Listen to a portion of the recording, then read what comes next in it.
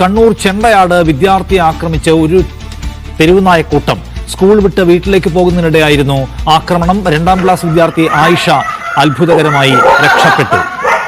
ഇന്നലെ വൈകിട്ടാണ് ഈ സംഭവം നടക്കുന്നത്. ചെണ്ടയാട് സ്കൂളിലെ വിദ്യാർത്ഥിയായിട്ടുള്ള ആയിഷ സ്കൂൾ വിട്ടതിന് ശേഷം വീട്ടിലേക്ക് വരികയായിരുന്നു. വീട്ടിന്റെ തൊട്ടടുത്ത് തന്നെ ആയതിനാൽ കുട്ടികൾ സഹപാഠികൾക്കൊപ്പം നടന്നു വരികയായിരുന്നു. ഇതിനിടെ കുട്ടിയുടെ കൂടെ ഉണ്ടായിരുന്ന സഹപാഠികൾ വീട്ടിലേക്ക് പോയ ഘട്ടത്തിൽ ഈ ആയിഷ മാത്രം ഒറ്റയ്ക്കായി.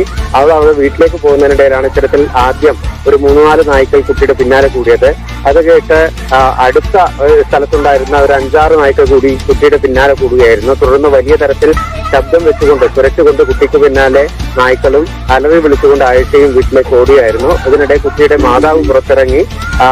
അതുകൊണ്ട് മാത്രമാണ് ഈ കുട്ടി കടിയേൽക്കാതെ രക്ഷപ്പെട്ടത്. കുട്ടിയുടെ വസ്ത്രങ്ങളൊക്കെ നായ്ക്കളുടെ ആക്രമണത്തിൽ കീറിയിട്ടുണ്ട്. പക്ഷേ കുട്ടിക്ക് കടിയേറ്റിട്ടില്ല എന്നുള്ളതാണ് ഏറ്റവും ആശ്വാസകരമായിട്ടുള്ളത്.